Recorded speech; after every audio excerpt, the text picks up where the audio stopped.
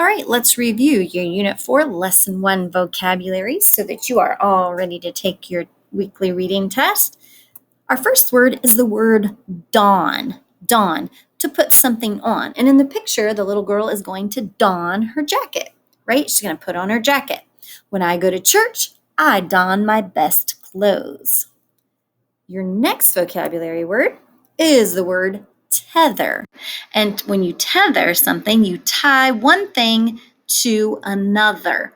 And remember in our story, they talked about tether ball on the playground. This is a tether ball. The ball is tethered to the pole. This rope is the tether that joins the ball to the rope. We tether the anchor to the boat. So the anchor is tied to the boat. The next word is wheels, and wheels is a round object that turns on its center or axis, and it's used on cars and trucks and buses to help them move more easily. And I think you all are familiar with wheels. Town, an area with buildings where people live and where they work. And we said that a town was larger than a village, but it wasn't quite as big as a city. So we live in the city of Lima, so a town is smaller than the city of Lima.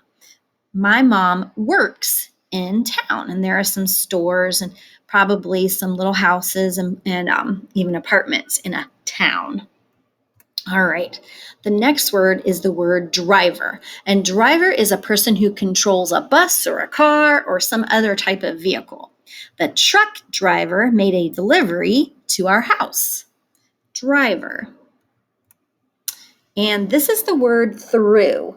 And through means from the beginning to the end of something. And in our story, the bus went through the town, right? All through the town. They went from the beginning of the town all the way to the end of town.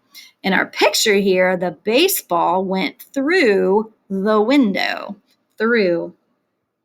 All right. The next word is horn.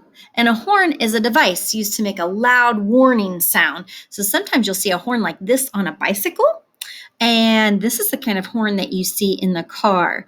And usually you use the horn when you make like a warning of some sort. If someone pulls out in front of you and almost hits your car, you might honk your horn.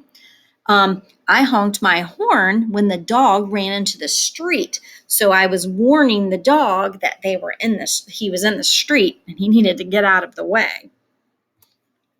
Now the wipers, cars, trucks, or bus parts that clean the windshield during rain showers so drivers can see the road.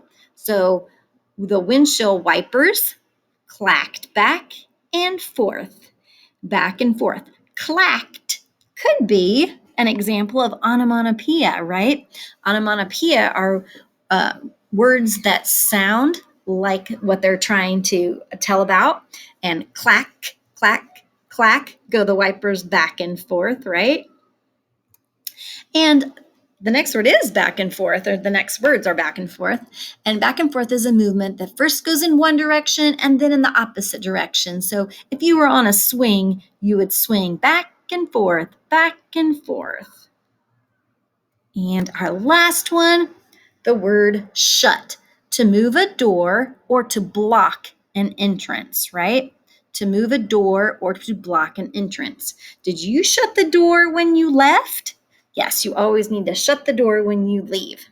All right. I think that you're ready to head on over to the McGraw-Hill app and take your weekly reading test.